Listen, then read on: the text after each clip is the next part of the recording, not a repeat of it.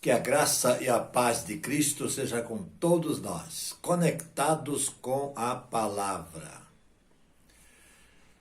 Aqui está ele, disse Pilatos aos líderes judeus e à multidão presente.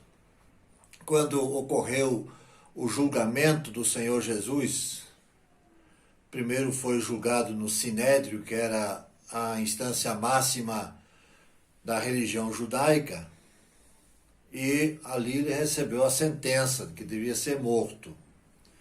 Mas, como eles não podiam matá-lo sem a autorização do governador romano, o levaram à presença deste.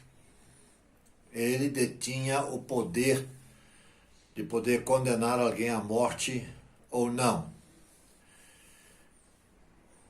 Eles haviam condenado, como já disse, mas quem deveria, digamos assim, fazer valer a condenação deles era Pilatos, o governador romano, que teria que executar a sentença da condenação deles, vez que eles não tinham essa autorização.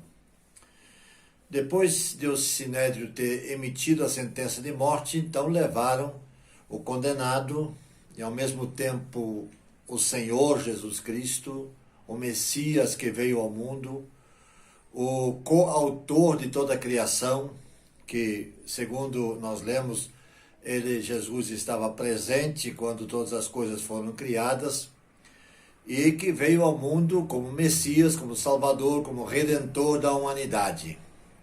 Pilatos não achou nele qualquer crime que justificasse a morte dele, a crucificação dele. Por isso ele apresenta Jesus, depois de tê-lo interrogado, apresenta-o com essa intenção, certamente com a intenção de fazer com que o povo se compadecesse e pedisse a sua soltura.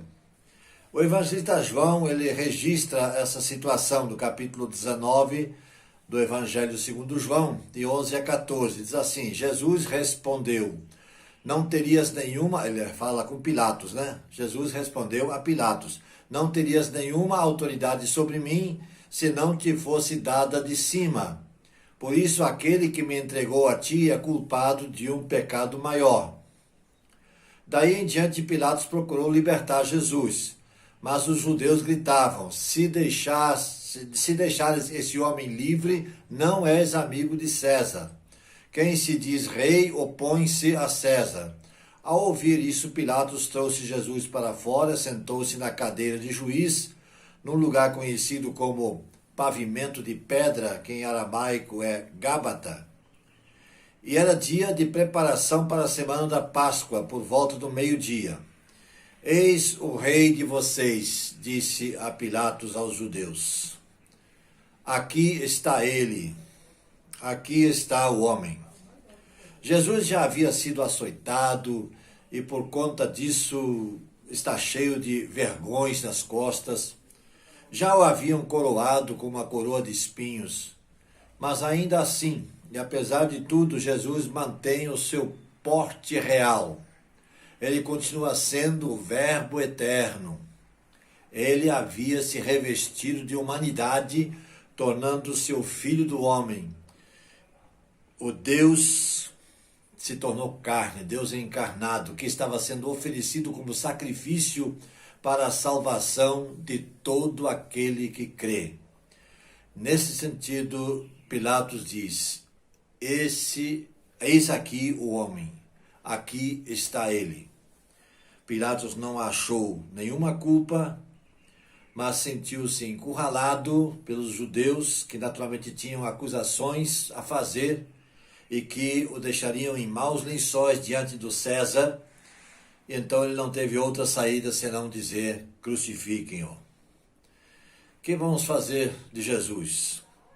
Eu já o aceitei como meu Salvador único e suficiente. Ele já se tornou o meu Salvador. Já é o seu Salvador também? Se ainda não, renda-se a Jesus. Ele veio para salvar. Lá o crucificaram. Ele morreu na cruz. Foi sepultado. A morte não o reteve. A sepultura não foi suficiente para retê-lo. Ele ressuscitou. e está vivo, vivo na presença de Deus, de onde virá para buscar a sua igreja, ou seja, todo aquele que nele confia, nele crê e o tem como Salvador único e suficiente. Esse é o Jesus no qual eu creio. Esse é o Jesus que Pilatos disse: eis aqui o homem.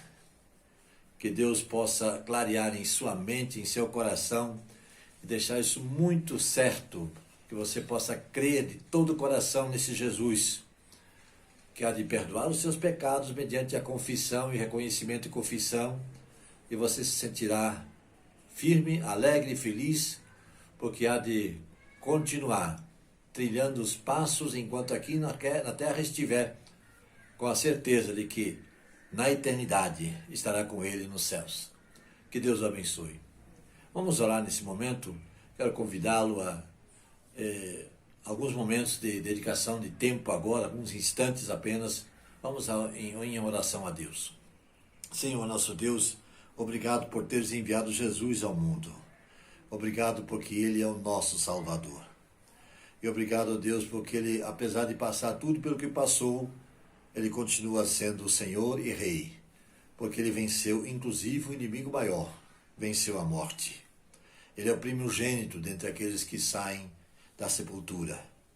E assim como Ele venceu, Ele há de ressuscitar todos aqueles que nele crerem no dia final, no dia derradeiro. E todos nós que, se ainda estivermos aqui, estaremos com Ele sendo transformados para termos então o corpo celestial. Para a honra e glória do Teu nome, nós oramos em nome de Jesus. Amém.